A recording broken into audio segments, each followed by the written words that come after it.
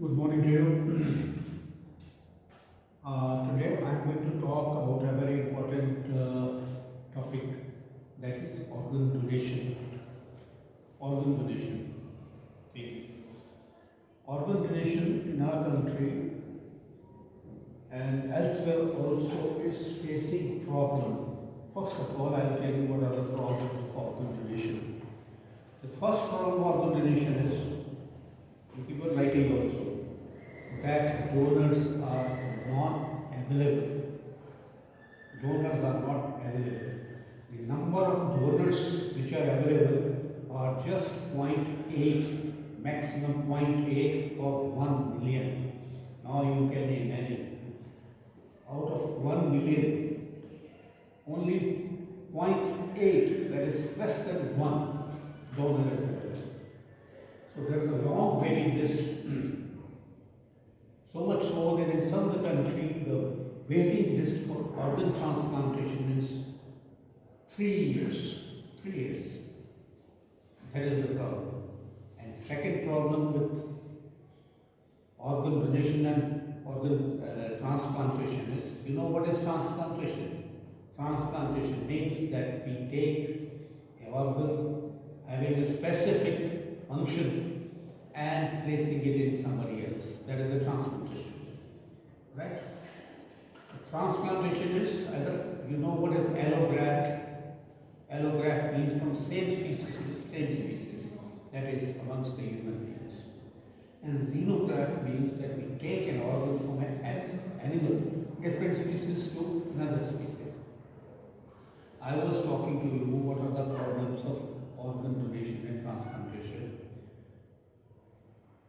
One is the non-availability of desired number of organs, right? And second problem comes up is that once you do the transplantation, body may not accept it. It might be rejected. It does not accept the foreign body, and that type of rejection is 3 types of rejections are there. What are the rejections? Hyperacute rejection. Hyperacute rejection occurs in the first 24 hours after surgery, when an organ has been taken out from one person and placed in another person is not accepted. Because what happens is there will be mismatch.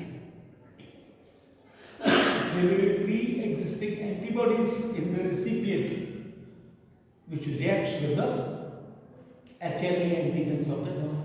Is that clear?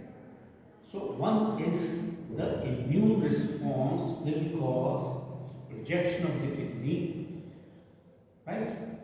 And the viability of the graft is not assured then, right? This was hyperacute rejection, which generally occurs when the clamps are released, the spores into the kidney, it becomes swollen, discolored, and is destroyed for first 24 hours. Another one is acute rejection, which occurs in the first 6 months. Right? Again, the same problem, that it may be having exaggerated immune response. Right? And third is chronic rejection, which occurs after 6 months. You know, there are complication section like sepsis is there, or thrombosis is there, the venous thrombosis, renal artery thrombosis is there.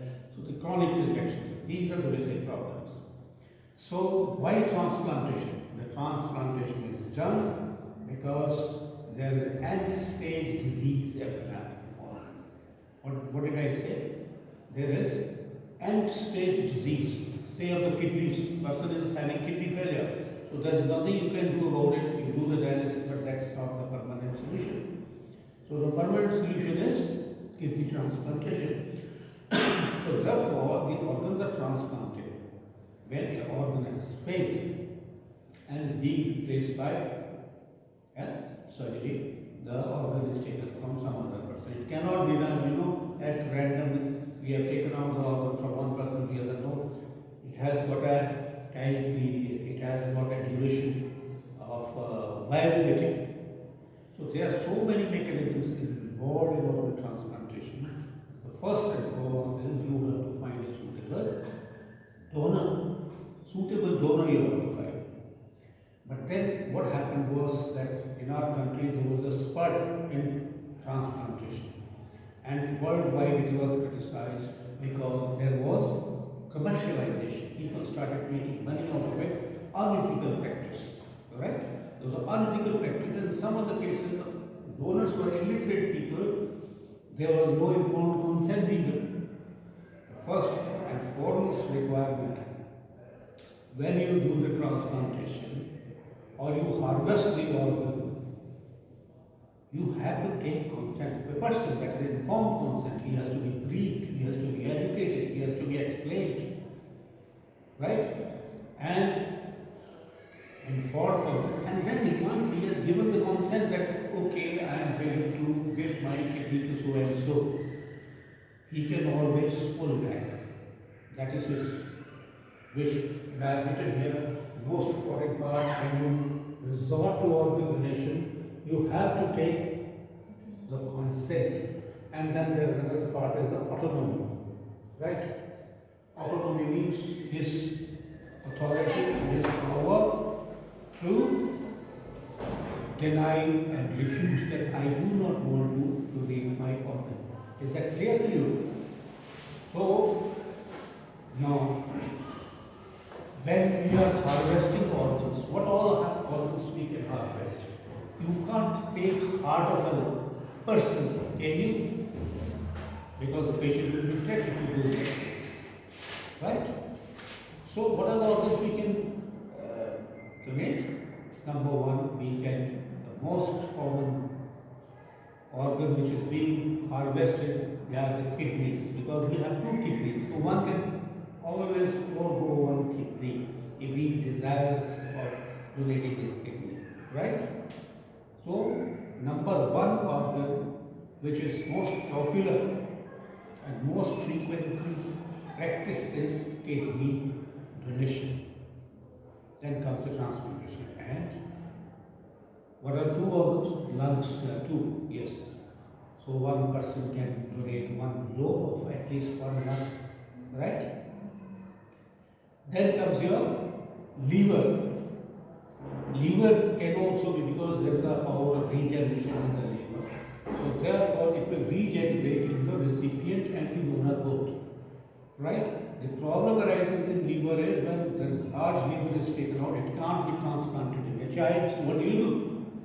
So therefore, the first and second segment, the left lobe of the liver, which is smaller in size, so that can be transplanted. So kidney, liver, pancreas, they can be harvested. They can be taken out, and because then you can have live donors, right? But heart cannot be taken out like that, right? So, who are the donors?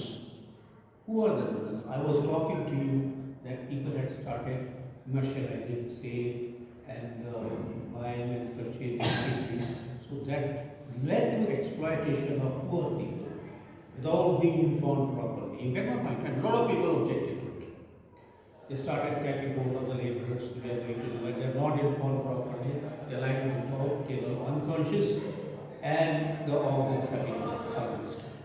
Right? To put an end to this kind of commercialization, the Government of India brought out the act that is THOA. THO. What is that? Transplantation of Human Organs Act 1994. Transplantation of Human Organs Act 1994. This was followed by another amendment to it, Transplantation of Human Organ and Tissues Act 2011, right? 2011. So coming back, who can be the donors? Who can be the donors to donate their organs? Number one are the live donors. Live donors who are walking around conscious, oriented, coherent. They have to be informed clearly what are the consequences of organ donation, and consent has to be taken properly, as I explained to you. But who are these? Who are the live donors are? Who can be? It can be a father, first degree relatives. It can be mother, brother, sister, sons, daughters, and now you can include grandparents also. Grandparents also. These are the live donors which are preferred. And the donors can be, live donors can be, they are the relatives as I explained to you, and unrelated donors. What people used to say, when you can buy donate, when somebody is getting a kidney after paying some amount, so why not to buy rather than to subject one of your kith and kin for surgery, right? But this is unethical, and government of India has put a stop to this kind of a thing. The unrelated donors, they are barred from donating their organ. They have to be live related donors. Is that right? So, demand is more. There are so many people who are waiting for, liver transplantation, kidney transplantation. Years together, wherefore you have to get the donors. Wherefore you get the donors. Then we have got those donors who are going to reach the end of their lives. They are dead donors in the sense, or what are these people? There are two kinds of people in this. One is donation by brain dead patients. Their circulatory system is functioning all right. Heart is beating. Why? Because they are under a ventilatory support. A person I'm talking about who dead donors. Who are these?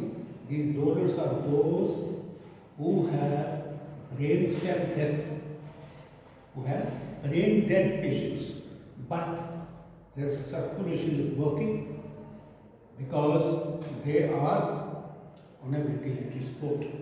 So these are called donors which are brain dead, DBD. They are also called beating heart donors, beating heart bed donors.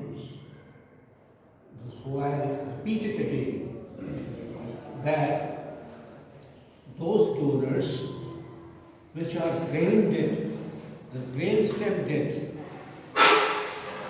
brainstem is not functioning, but they are on ventilatory support. And this ventilatory support is keeping them, their hearts beating, the circulation is there. They are called BDB.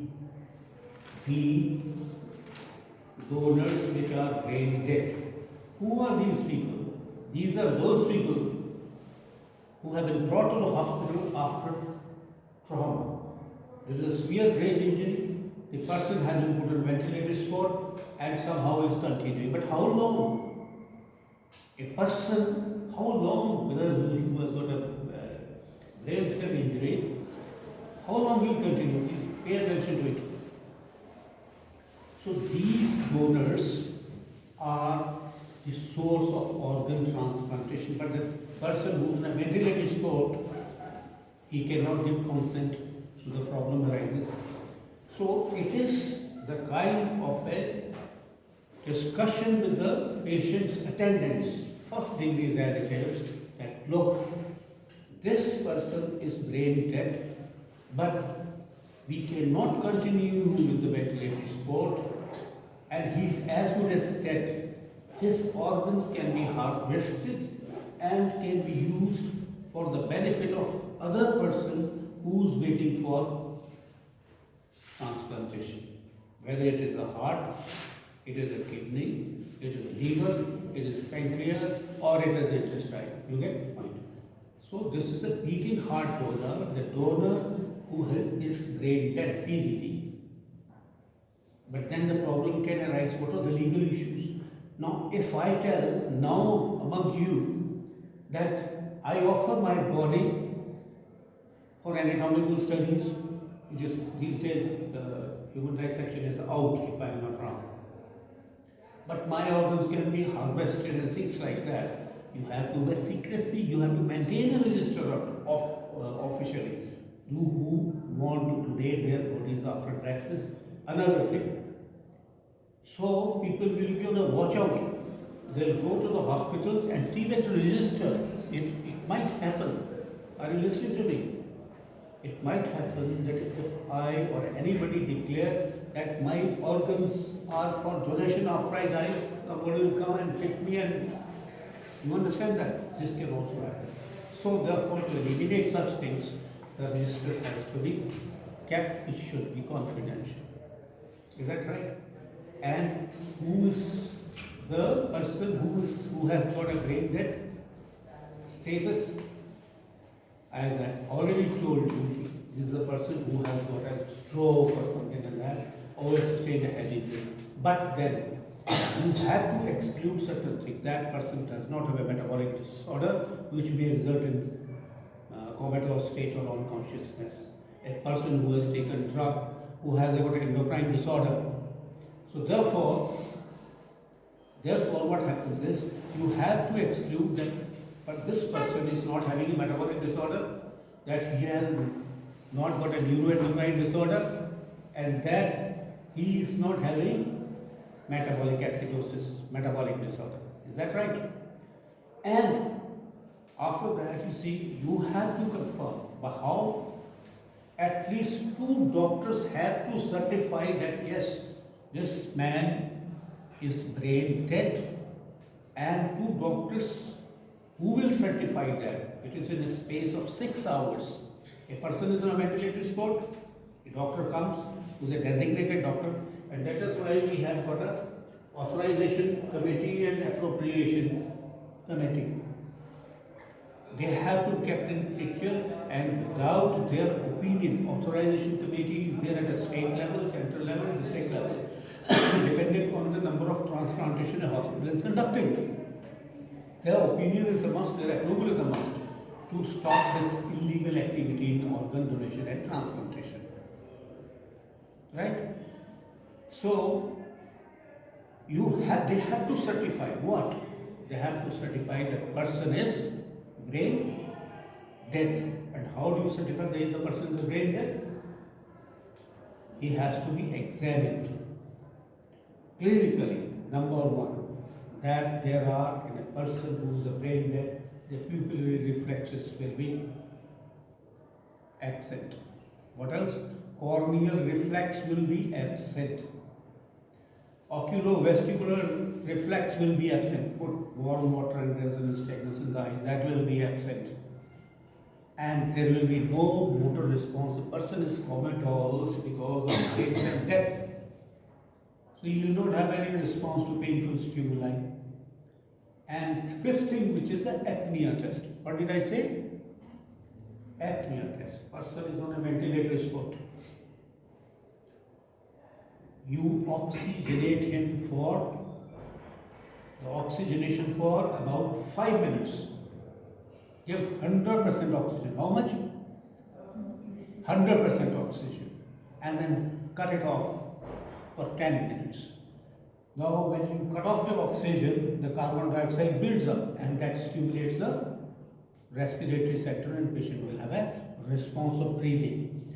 So this is called, and when partial pressure of carbon dioxide in the blood is 8 kilopascals, if a person is not comatose or brain dead, he will respond by breathing. So the brain dead person, there are 2 things. Number 1, incapacity. Number 1 is incapacity to resort to come back to his consciousness. Brain dead person will not be able to regain his consciousness. Is that clear? And he will not get he has got incapacity to breathe. Incapacity to breathe. So these 2 things are there, right?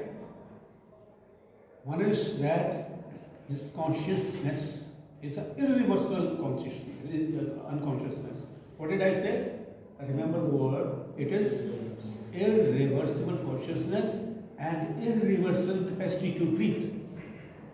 Is that right? So with these things, the donors, I repeat again, is a beating heart donor, a person who is a brain dead donor. A donor who is brain dead. So you know what by now that what is the features of a person who is brain dead, right? So he is a candidate. Now we have donors out of another category, which is donors who have circulatory death. Circulatory death. A person's circulation has been interrupted, he dies, naturally he will die.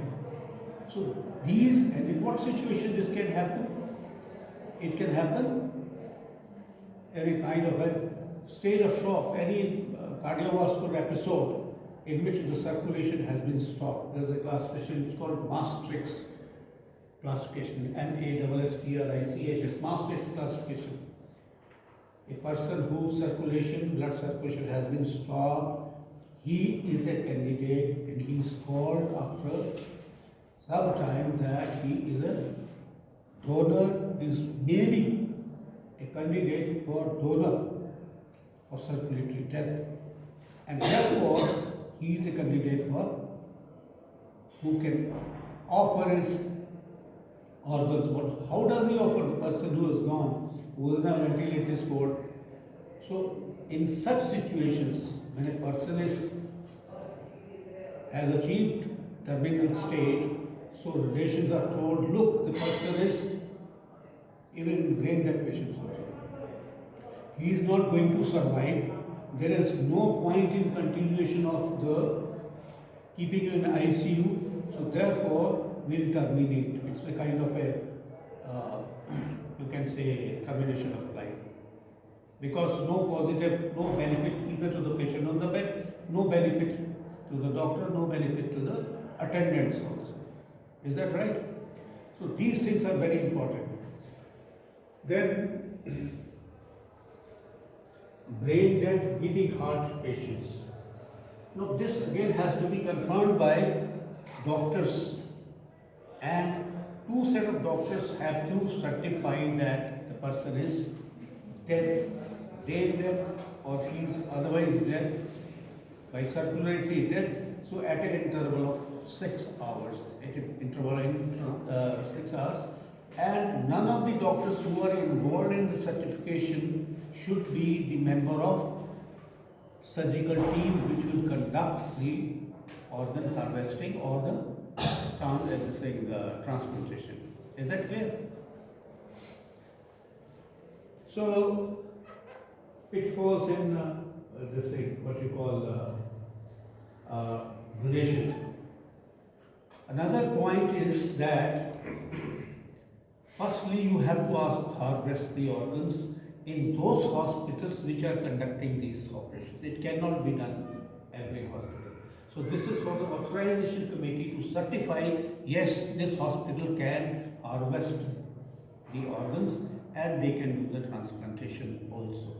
So that committee has to be kept in mind. And when you take the consent, if you take organ harvesting from the relative, first degree relatives, you have to sign a lot of forms under the supervision of the doctor. These certificates are 1A if the consent is given by that person, on behalf of that person, by his close relatives. Right? And 1B is the consent given by spouse. And 1C is the consent which is given by other categories. Right? So once these formalities are completed, that due consent has been taken, the doctor has certified, the relatives have been informed that there is no point in continuation of ventilatory support. He is a dead person, brain dead, but his organs can be used for the benefit of a person who's awaiting organ transplantation. Is that right? And one consent is there which is called presumed consent. Presumed consent. In some of the countries, now they want, because waiting list is long, so they want that organ donation should increase. But how do you increase the organ donation? You increase the organ donation by these numbers. You can't kill a person who's walking around and things like that. So therefore, a presumed consent means that a person before dying, either he gives the consent that after my death, my organs may be harvested, but then relatives can object to it. Relatives can say, no, we don't want it. The patient has given the consent that my organs may be used, but patient for emotional reasons, obviously, compassionate grounds and things like that, would not like that. You cannot harvest the organs. Right? But there is one presumed consent which is in practice in Austria and Spain, I believe, that a person who is in ICU and he has died and no consent is available. Presumed consent means that his organs can be taken out if the relatives are non-committal, right? Otherwise, the consent is right. It cannot be done like that. Okay. Now, once you have harvested the organs, it cannot be, kept in a almirah or something like that. There is a time period by which the cold ischemic time and the warm ischemic time. Once a person, the relatives agree, okay, we agree, since he is not going to live otherwise, so we agree that his organs may be harvested. In such a situation, what they do is, because the person may require kidney transplantation, there may be another patient he requires liver transplantation, so that person is taken to OT now, in the presence of doctors, right? The team conducts there's a team of this thing, if it is the same hospital, in the same hospital, so authorization committee and appropriate committee, they are kept in picture. That there's nothing fishy about it, and for that you have to have a proof. You require ABO compatibility and HLA compatibility also, right? That tissue should match. The tissue matching should be there, and you have to exclude, pre-existing antibodies also in the patient. So therefore, what you do is that the patient, before you take into OT, all these formalities are completed and his organs are harvested. How you harvest the organs? What organs you can harvest? Number one is heart and lungs in one block. They are close by. Heart and the lungs, both lungs, right? Okay. Liver and pancreas. Then the kidneys. They are harvested. Now this is in a different place. This organ donation is going on. Organ harvesting is going on. Right? And once these organs are harvested, now there is a cold ischemic time. You see, you cannot keep the organs indefinitely in a almirah or in refrigerators like that. Otherwise it will become non-functional. So the time period in which, so your textbook of surgery says that kidney has to be operated upon, transplanted within less than 24 hours, 18 hours it mentions ideally. Kidney should be harvested and transplanted within 18 hours, right? I'll tell you how to preserve it for so long a time. And liver within how much? 12 hours. 12 hours. Kidneys within 18 hours, liver within 12 hours, and pancreas within 10 hours. 10 hours, right? And heart and lung within 3 hours, heart and lungs within 3 hours, and intestine in 4 hours. So therefore, when this is going on, the hospital must be recognized. You are sending the patients, they also take out a mesentery, lymph node and spleen for cross matching of the tissues, HLA cross matching, right? And now you have to, what you do next is, once the patient is on the table, you have to keep the patient under cold perfusate, that you cannulate the aorta, you cannulate the portal vein, and you can, then exit is through the inferior vena cava. You push in fluids, cold fluid, which is isotonic, which has got sodium, potassium, adenosine, so many things are there in it, right? So this electrolyte solution is transfused cold solution so that the organs are under constant perfusion to increase its viability. You understand what I am talking about? If you keep the organ at room temperature, they will not be viable, and there is no point in doing that kind of harvesting and transplantation. You are understanding what I am saying? The organs, once the surgery has started, a cannula has to go into the aorta, it has to go into the portal vein, it has to go in the inferior vena cava also, and the access through the vena cava, and aorta has to be fused, and left atrium of the heart, that is also utilized where the things they come out. So pulmonary artery and the aorta has to be perfused, and this cold fluid, which is called Wisconsin University solution. What is it called? Wisconsin University solution has to be pushed into the circulation so that organs are kept perfused and nourished. Infection has to be avoided. So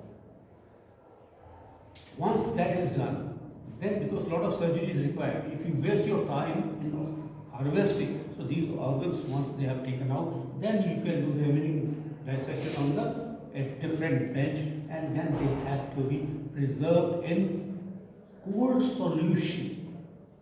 And while you are doing this surgery, the abdomen has to be filled with, saline slush, ice saline slush, so that organs are kept cold.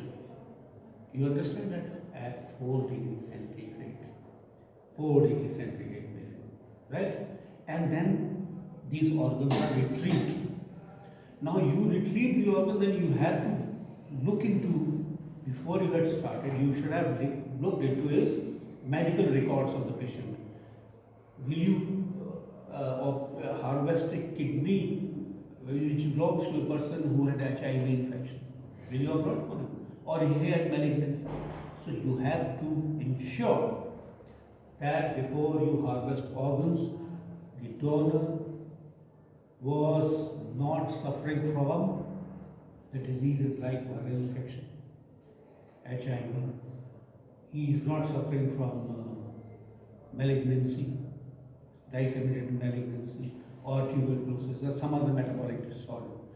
Those patients are not fit to donate their organs. That you have to ensure, right? And the recipient also has to be screened. The person who is getting, yes, his records also have to be seen that he is not having that kind of a problem in which there will be the organ donation will not be useful for him. Now these organs, which have been retrieved, suppose we want to take out his heart and lungs, naturally the person, his ECG should have been, must have been done earlier, or even echocardiography also, while he is on a ventilator spot. So you have to exclude that person is not having heart disease. There is no point in, harvesting an organ which is already having a ischemic heart disease or something like that. There is no point. So, but there are some exceptions. One is, I said, live donors and cadaver donor. It's not cadaver, but this thing, patients who have died, who are, died in the ICU with the brain dead but circulation was working. So in these patients, what you do is that you have to exclude these diseases, no doubt about it. And if it is liver, his liver should have been seen that he does not have any liver disorder. If either you are taking out heart of a person, he should not have been showing cardiac disorders.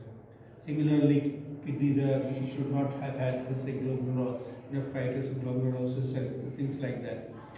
Right? And the person was not suffering from entire thing has to be stable. Now we have to take the organs to the place where the patient is already waiting. This is the job of the coordinator. There is a coordinator for a hospital which is harvesting the organs and the place where the transplantation will be done. Is that clear? So it is a teamwork and team is waiting for the organs to they are ready to receive the organ, and at the same time they have started operating also. As coordination job is I will be reaching at 10 o'clock. So that they don't waste the time. So they don't increase the warm ischemic time. Warm ischemic time should not be more. So within 4 hours the heart should be there. Is that you understand that? So you carry these organs in triple bags. Triple bagging is done, all sterile. You put in that perfusate and cold, which is covered, which is kept in the ice box. There is ice, and these organs are already flushed, and they are transported to the receiving hospital, which has to be recognized by appropriate committee. The two committees I told you, authorization committee, appropriate committee. And they will see the documents. In that event, if they are related, their group photograph has to be there, their identity card has to be there, this is what you call that, consent has to be there, and other necessary certificates have to be there. That is the consent. So it's quite a this thing. So once the organ is delivered, so now the surgery starts. Now when the surgery starts, again, you see that the cold perfusion is continued through the aorta, so that kidneys are perfused. It is duly clamped, and in kidney transplantation, first of all, the first thing which is done is the anastomosis between, first anastomosis is between the renal vein and the external iliac vein. Is that right? First anastomosis, kidney के transplantation करनी है, anastomosis करनी है. What will happen when the kidney is being harvested? I am giving an example. Both the kidneys have been harvested. It has to be harvested along with what? The renal artery, renal vein, and the ureter. These are the things. And technically, it is not a very difficult operation. And kidney is kept in the right iliac fossa at the retroperitoneal position. So what I am telling you is that first anastomosis is between renal vein and the external iliac vein, and then comes the anastomosis between renal artery and the external iliac artery. Renal artery with the external iliac artery. Is that right? We do not anastomose the artery first, because if we do the anastomosis, the clamps are removed, then you are not anastomose the vein, so the kidney will become sore. So before you do the anastomosis of renal artery with external iliac artery, the renal vein with external iliac vein has to be anastomosed first, right? And uretrovesical anastomosis is done subsequently. But when there may be multiple renal arteries, for example, or with the liver transplantation, there may be excessive hepatic artery, maybe arising for the superior mesenteric artery. So you have to cater for that. So therefore, you have to take a patch of aorta also. If the two or multiple renal arteries are there, you can't anastomose each and every vessel artery to the external iliac artery. So you take a patch of aorta where from these arteries are arising, and then the anastomosis becomes easy. Is that right? Now to How do you do it? How do you harvest the organs? So the two teams are involved. Which are these two teams? One is a thoracic surgeon, another one is abdominal surgeon. They start working on the line, and incision is given. This is called medium sternotomy from this foci here also. From this place to this suprasternal notch to you come down, and the midline incision is given because this cartilage is very soft, so it cuts easily. This is called medial sternotomy, right? And then, if at all, is a person light donor, then the technique is different. And you continue the incision in a person beating heart donor, what you call, or this thing, what I call is donor with the vein. So, or there is a midline incision which is going to go to your pubic symphysis also, right? And therefore, thereafter, if you want to, which is this thing, you want to harvest both heart and the lungs, then it is done in one crop. But in a person who is donating his kidney can be a live person. His kidney can be approached by what is the line approach? Retroperitoneal, behind the peritoneum, right? You mobilize the kidney and the renal pedicle by retroperitoneal approach, or you can be taking out this thing through a transperitoneal approach also.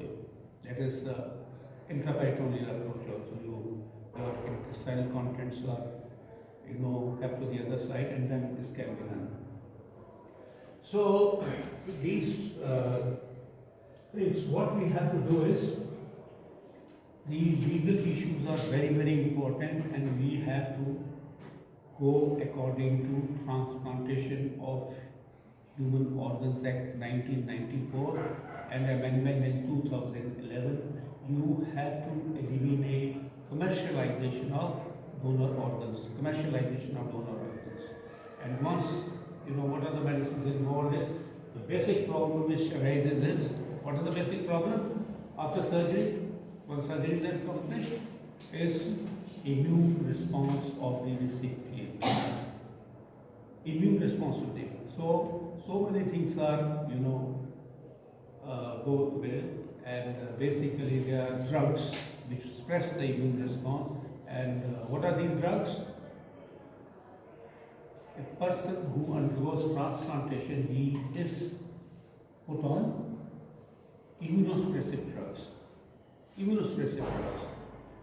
There's the initial therapy, and then subsequently, the maintenance therapy also. So steroids are the first line of treatment. What are those? Steroids are immunosuppressors. And then azathioprine is another one. Cyclosporin is there. And then another one is Mofetil. This is I just forgot the it. MMF it is called. That drug is used to suppress the immune response. Right? So these are the things I wanted to talk to you. Now you tell me what is, let us revise it. What is this act called for organ donation?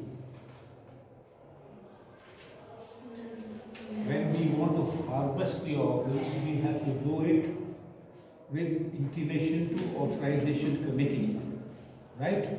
The authorization committee has designated members. Member of representative secretary health, director health services, 2 doctors, and the chief of the hospital, right? So, what is this act called? Transplantation of human organ. Yes. Transplantation of Human Organs Act of 1994 and Transplantation of Human Organs and Tissue Act 2011. So who can be the donors? Who are the donors, eligible donors? Live. One of the live donors, then he has to be screened for each and everything, that he should not have viral infection, he should not have carcinoma, disseminated carcinoma. He should not have diabetes or any metabolic disorder. He should not have cardiovascular disease, and he should not have Creutzfeldt disease, Jacob's disease. There is a disease called Creutzfeldt Jacob's disease. C-R-U-E, Creuz, C-R-U-E-Z-D-L-D-F-E-L-T, Creutzfeldt, C-R-U-E-D-J-F-E-L-T, F-E-L-T, C-R-U-E-J, D-G-F-E-L-T, Creutzfeldt disease. This is a brain disorder. There is, degeneration of the brain.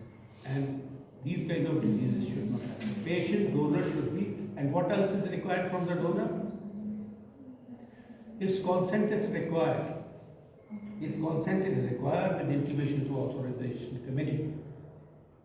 Right? And if it is a live related donor, you require group photograph, identification, screening, grouping, cross-matching, investigation from a lab which is accredited with national accreditation lab, right?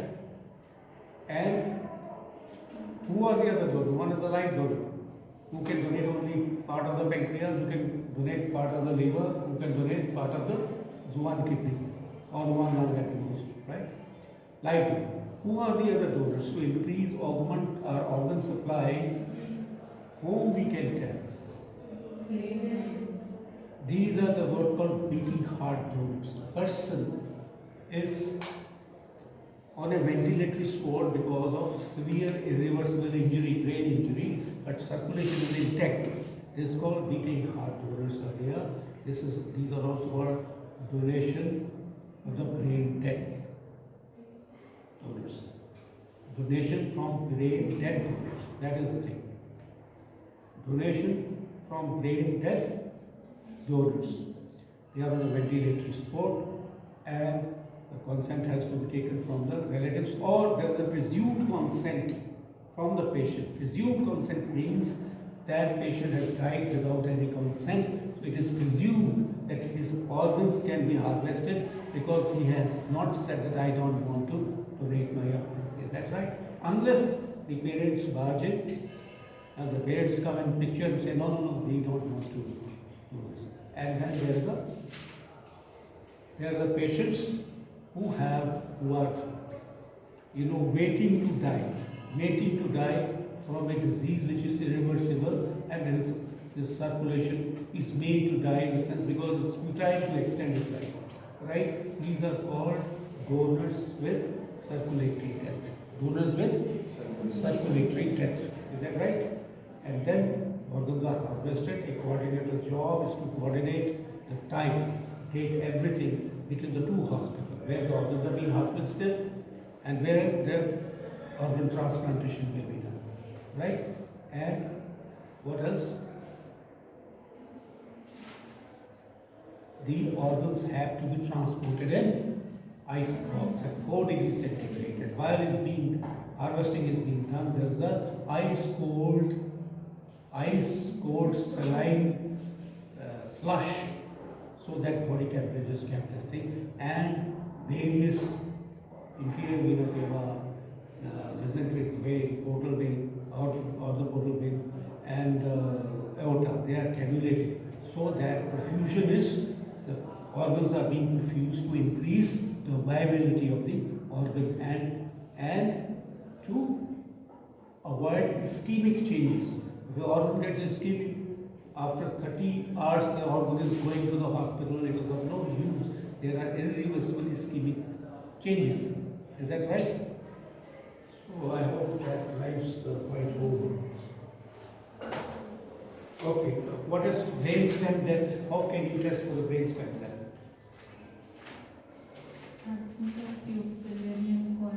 That's right. It is brainstem death. Brain dead patient has got two things. What? Irreversible incapacity to breathe and to regain consciousness. irreversible, incapacity, irreversible incapacity to breathe and regain consciousness. What are the features?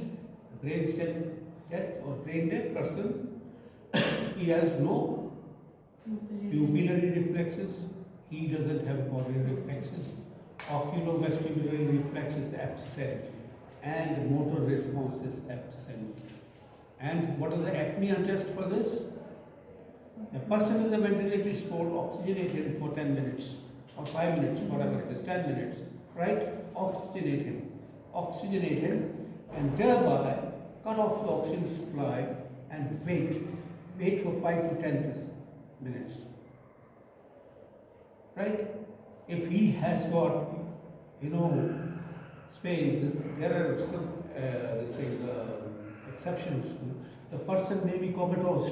You have to distinguish between a person who is a brain dead and who is comatose because of drugs, metabolic disorders, or tumors or something like that, brain tumors and things like that. You get my point? And finally, just a word about marginal donors. Who are the marginal donors? Marginal donors are those donors which we consider that, okay, not absolutely good, but acceptable. A person above 60 years of age, if he does not have any metabolic disorder, may be considered 60, more than 60 years, or a person between 50 to 60 years who has got, as say, example, a disability, or like, not disability, a disease like hypertension. A person who is hypertensive generally should be excluded, but in rare cases we have marginal donors. What is that called? Marginal donors, who is more than 60 years age, having no problem, or a donor who is between 50 and 60 but has got hypertension or serum creatinine is elevated. He can also be considered. A boy of less than 18 years cannot give consent for organ donation. Is that right? A boy, or whatever it is, any gender, less than 18 years is unfit with consent for organ donation. Is that right? So, okay, that's all. So if you remember this, it's all right. Thank you very much. Was it useful? Please tell me. Yes, sir. Okay, thank you very much.